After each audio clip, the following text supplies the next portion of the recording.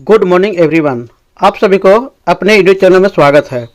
तो आज हम बिहार बीपीएससी टीचर के बारे में बात कर रहे हैं। उसमें जो हिस्ट्री से सवाल है 25 नंबर का जरूर आता है। तो ये 100 क्वेश्चन जो है ये सिर्फ हिस्ट्री का है और बहुत इंपॉर्टेंट क्वेश्चन है, सब सिलेक्टेड है। इस तरह से मेरे चैनल को लाइक, सब्सक्राइब, शेयर करें और फॉरवर्ड करें। इस तरह से शुरू करते हैं सवाल नंबर 1 से। सवाल नंबर 1 बोल रहा है, भारत में प्रथम मानव जीवाश्म में भारत के किस नदी घाटी से प्राप्त हुआ है। तो ये ऑप्शन है, 4 ऑप्शन दिए रहते हैं, इसमें से हमको सेलेक्ट करना है, चुनना रहता है। तो सवाल को हम अच्छे से पढ़ेंगे। भारत में प्रथम मानव जीवाश्म में भारत के किस नदी घाटी से प्राप्त हुआ है। तो इसका आंसर जो है नर्मदा नदी घाटी है, ये तीसरा ऑप्शन है। तो ये दिमाग में रखना है, प्रथम मानव जीवाश्म में कहाँ से प्राप्त हुआ, तो नर्मदा नदी से, ऑप्शन 3 वाला। सवाल आगे की ओर बढ़ते हैं। भारत में पशुपालन और कृषि के प्राचीनतम साक्ष्य कहाँ से मिलते हैं, तो मेहरगढ़ से मिलते हैं, ऑप्शन 4 वाला सही होगा, ये मेहरगढ़ होगा। तो पशुपालन और कृषि के प्राचीनतम साक्ष्य मेहरगढ़ से मिलते हैं, ऑप्शन 4। निम्नलिखित में से किसको चाल कोलिथिक युग कहा जाता है। चाल कोलिथिक युग किसको कहते हैं, ताम्र पाषाण काल को, ऑप्शन नंबर 3 होगा। तो ये आपको 3 याद रखना है। सवाल आगे, सिंधु घाटी सभ्यता किससे संबंधित है, तो आद्य ऐतिहासिक काल से संबंधित है, ऑप्शन 2 वाला सही होगा। सिंधु घाटी सभ्यता जो है आद्य ऐतिहासिक काल से संबंधित है, ऑप्शन 2 वाला सही होगा। हड़प्पा में मिट्टी के बर्तनों का सामान्य किस रंग का उपयोग किया जाता था, तो सामान्यतः लाल रंग का उपयोग किया जाता था, ऑप्शन नंबर 1 वाला सही होगा। किस हड़प्पा स्थल से जुते हुए खेत के साक्ष्य मिले हैं, कालीबंगा से जुते हुए खेत के साक्ष्य मिले हैं, कालीबंगा, ऑप्शन नंबर 1 वाला सही होगा। तो इस तरह से जो है ये भी सवाल इंपॉर्टेंट है, इसे दिमाग में रखना है, बहुत बार एग्जाम में आ चुका है। और सवाल नंबर आगे की ओर हम बात कर रहे हैं, किस हड़प्पा कालीन स्थल से हल का टेराकोटा प्राप्त हुआ है, तो बनावली से, ऑप्शन 2 वाला सही होगा। तो बनावली से जो है हल का टेराकोटा प्राप्त हुआ है, ऑप्शन नंबर 2 वाला सही होगा, बनावली। सवाल आगे की ओर हम बढ़ते हैं। तो इस तरह से ये देखिए, निम्नलिखित वैसे कौन हड़प्पा और मोहनजोदड़ो के उत्खनन से संबंधित नहीं थे, तो B.A. स्मिथ हो गया, ये ऑप्शन 4 वाला सही हो गया। तो वैसे कौन सा हड़प्पा और मोहनजोदड़ो के उत्खनन से संबंधित है, B.A. स्मिथ। ऋग्वेद का कौन सा मंडल पूर्णतः सोम में समर्पित है, तो ये 7वां मंडल ये है, आपको जो है ये 6 वाला होगा। तो आपको जो है ये आपको 9वां मंडल, 6 में 9वां मंडल है, तो 9वां मंडल संबंधित है। बोगोज कोई किस लिए प्रसिद्ध है, तो ऑप्शन नंबर 2 वाला सही होगा। यहाँ से प्राप्त अभिलेखों में वैदिक देवताओं और देवियों का उल्लेख मिलता है, ये बोगोज कोई इससे संबंधित है, यानी वैदिक देवताओं का वर्णन मिलता है। सवाल आगे, प्रसिद्ध 10 राजाओं का युद्ध किस नदी के तट पर लड़ा गया था, तो इसका आंसर जो है 4 वाला पुरोशनी या रावी नदी होगा। तो इसका आंसर जो है 4था वाला होगा, रावी और पुरोशनी। पुरोशनी जो है पुराना नाम है, अभी आधुनिक नाम रावी है। सवाल नंबर आगे, गायत्री मंत्र किस पुस्तक में मिलता है, तो ऋग्वेद में मिलता है, इसका ऑप्शन 3 वाला सही होगा। तो गायत्री मंत्र ऋग्वेद में मिलता है। सवाल आगे, किस काल में अछूत की अवधारणा उत्पन्न हुई थी, तो धर्मशास्त्र के समय में अछूत की जो है वो हुआ था, इसका अवधारणा उत्पन्न हुआ था, ऑप्शन नंबर 4 वाला सही है, धर्मशास्त्र के समय।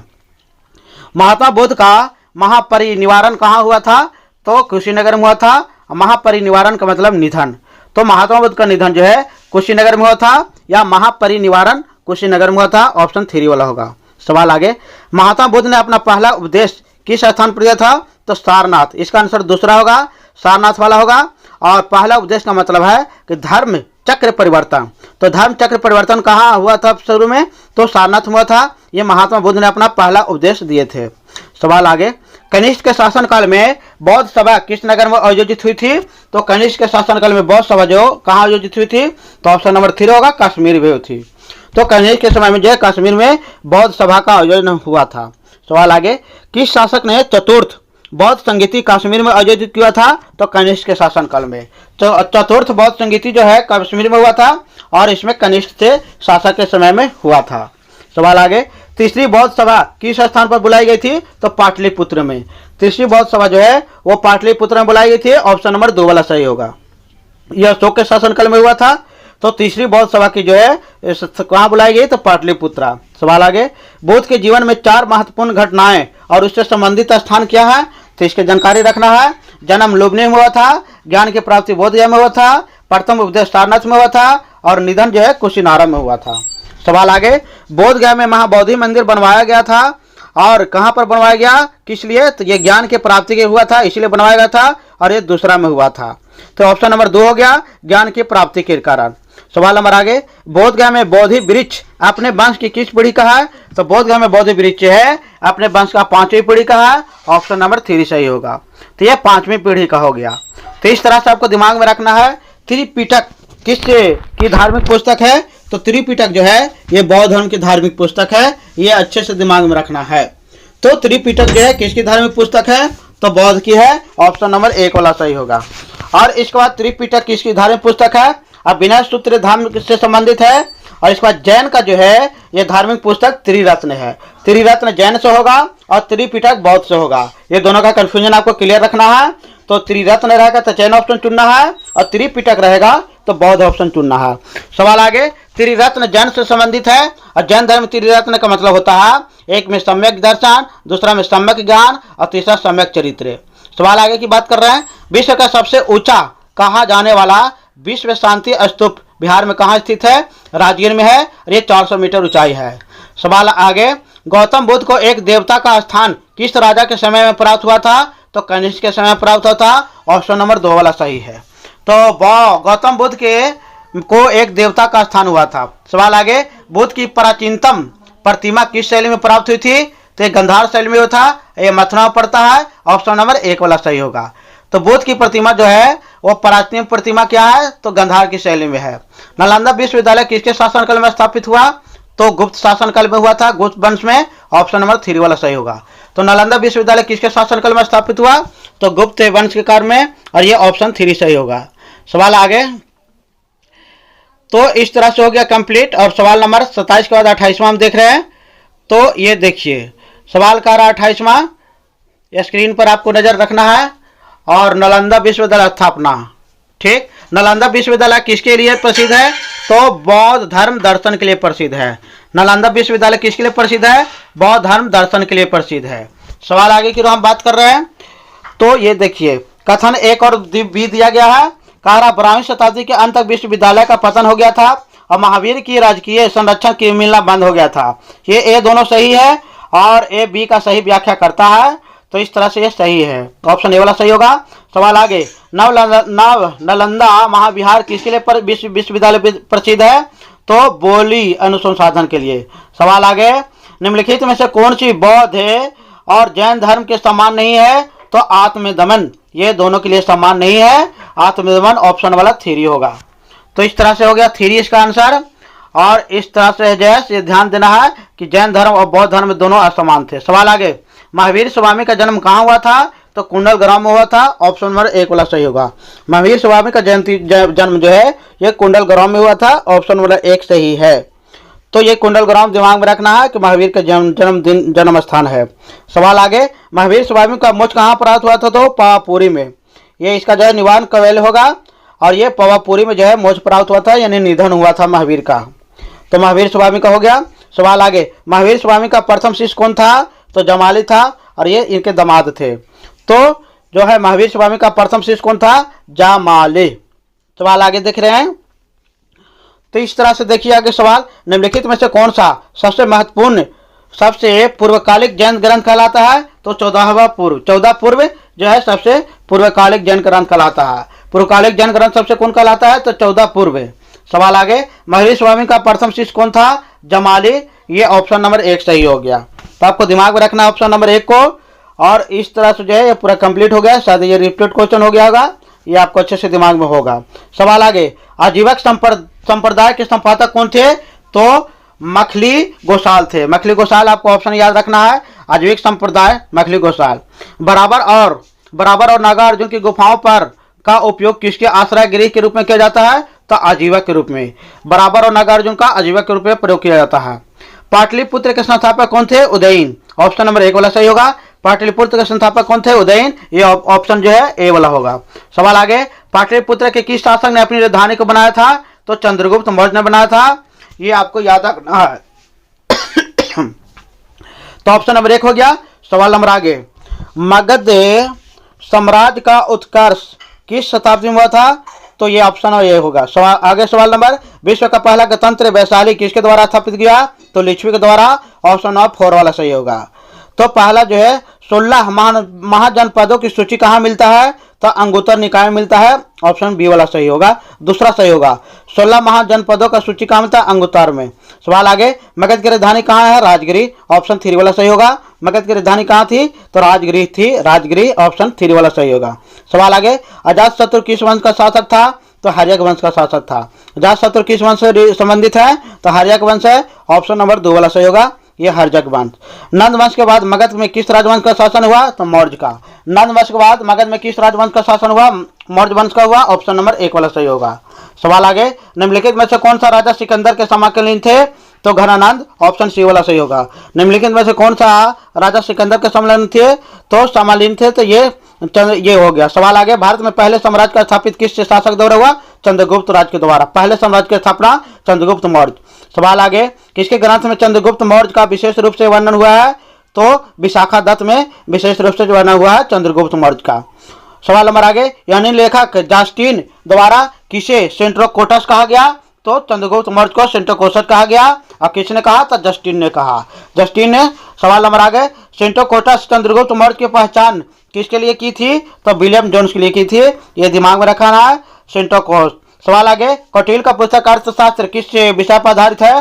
तो शासन से संबंधित है। अर्थशास्त्र जो है किससे रिलेटेड है? तो शासन के सिद्धांत से संबंधित है। सवाल नंबर आगे, पाटलिपुत्र में चंद्रगुप्त का महल किसने बनवाया था? तो लकड़ी का बना हुआ था। पाटलिपुत्र में चंद्रगुप्त का महल किस चीज से बना हुआ था? तो लकड़ी से बना हुआ था। निम्नलिखित में से किस मौर्य राजा का दक्कन की विजय प्राप्त हुआ था? तो चंद्रगुप्त। ऑप्शन नंबर बी वाला सही होगा। और चंद्रगुप्त मौर्य से शासन से संबंधित थे। कौन सा अभिलेख में यह प्रमाणित होता है कि चंद्रगुप्त का प्रभाव पश्चिम भारत में था? तो रुद्रदामन और जूनागढ़ के अभिलेख में। सवाल नंबर 3 वाला होगा, रुद्रदामन का जूनागढ़ अभिलेख से यह प्रमाणित होता है कि चंद्रगुप्त का प्रभाव पश्चिम में था। निम्नलिखित में से कौन सा क्षेत्र अशोक के साम्राज्य में शामिल नहीं था? तो ये ऑप्शन का सही है, शामिल नहीं था। कौन कौन? तो ये आपको दिमाग में रखना है। तो इस तरह से जो है कलिंग आपको दिमाग में रखना, शामिल नहीं था। तो कलिंग था, श्रीलंका, बिहार, ये सारा चीजें इसको देखना अच्छा से। तो इसका आंसर पाटलिपुत्र है।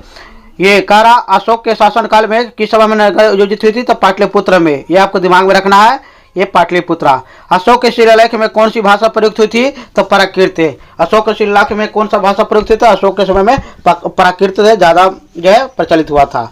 ब्राह्मणी लिपि का सर्वप्रथम किसने पढ़ा? तो जेम्स प्रीसेम्प में।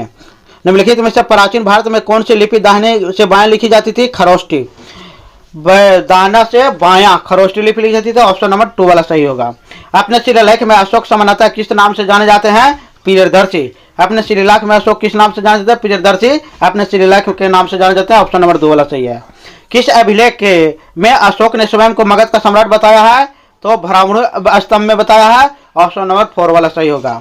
सवाल आगे, अशोक के धर्म का मूल संदेश क्या है? तो प्रयुक्त से सभी, शांति और अहिंसा, बड़ों का सम्मान करना, धार्मिक सहनशीलता, ये अशोक धर्म के मूल मंत्र हैं। मेगास्थनीज किसका राजदूत था? सेल्यूकस का। मेगास्थनीज किसका राजदूत था? सेल्यूकस का। मौर्य साम्राज्य का 7 भागों में वर्णित हुआ। पाटलिपुत्र के प्रशासन का वर्णन किस पुस्तक में हुआ? तो इंडिका में। पाटलिपुत्र का प्रशासन का वर्णन इंडिका में हुआ। ऑप्शन नंबर 3 सही होगा। सवाल नंबर आगे की ओर हम बात कर रहे हैं। तो ये देखिए आपका ऑप्शन सी सही हो गया। अब ये पाटलिपुत्र का प्रशासन का वर्णन, ये भी इंपॉर्टेंट क्वेश्चन है, इसे दिमाग में रखना है।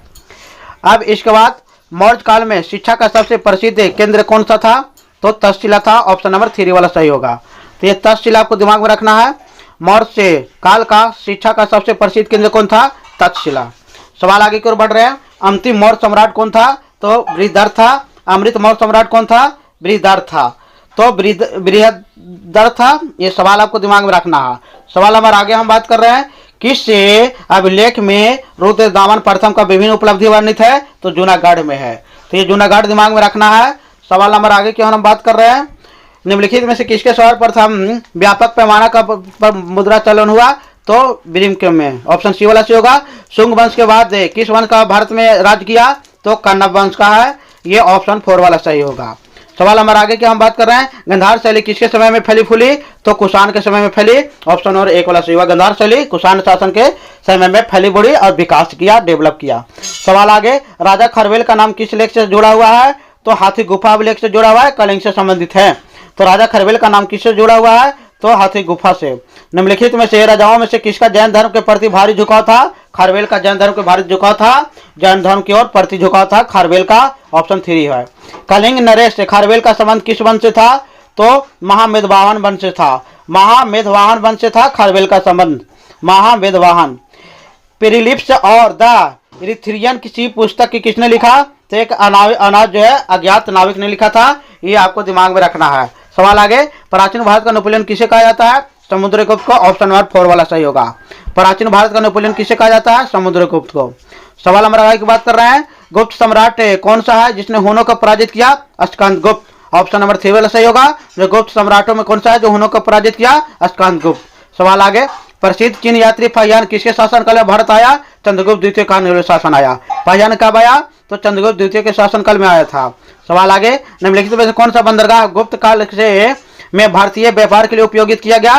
ताम्रलिपि। ऑप्शन नंबर बी वाला सही होगा, बंगाल से रिलेटेड है। तो औषधि के रूप में हुआ। तो ये सवाल नंबर आगे, औषधि के रूप में क्षेत्र में कार्य करने जाना जाता है सुश्रुत को। ये शल्य चिकित्सक थे और ये सुश्रुत थे। सवाल आगे, निम्नलिखित में से कौन सा पहली बार यह बताया कि पृथ्वी अपनी घुरी पर घूमने के कारण प्रतिदिन सूर्योदय होता है? इसका आंसर ए वाला होगा, आर्यभट्ट होगा। सवाल नंबर आगे, नगरों का कार्मिक पतन किस काल में इससे महत्वपूर्ण विशेषता है? तो गुप्त काल में। ऑप्शन नंबर 1 वाला सही होगा। नगरी का कार्मिक पतन किस काल से महत्वपूर्ण विशेषता है? गुप्त काल। सवाल आगे, किस वंश के शासन काल में मंदिरों और ब्राह्मणों को सबसे अधिक गांव दान दिए जाते थे? गुप्त काल में। ऑप्शन नंबर 1 वाला सही होगा। गुप्त के शासन में सबसे ज्यादा दान दिया जाता था। गुप्त काल में भू राजस्व की दर क्या थी? तो उपज का 6ठा भाग था। ये धर्मशास्त्र में लिखा हुआ है। तो गुप्त काल का जो है भू राजस्व की दर क्या थी? उपज का 6ठा भाग। किस प्रकार की भूमि का अपराहत कहा जाता था?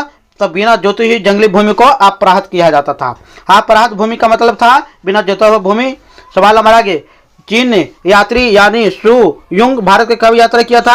815 से 520 ईस्वी तक रहा था। सवाल नंबर आगे, निम्नलिखित में से किस भारतीय दर्शन के परमाणु सिद्धांत का प्रतिपादन किया? तो वैशेषिक ने। परमाणु सिद्धांत का प्रतिपादन किया वैशेषिक ने। सवाल आगे, हर्षचरित नामक पुस्तक किसके ने लिखी? तो बाणभट्ट ने लिखी। ऑप्शन नंबर 2 वाला सही होगा। हर्षचरित पुस्तक जो है किसने लिखी? बाणभट्ट ने लिखी। ऑप्शन 2 वाला सही है।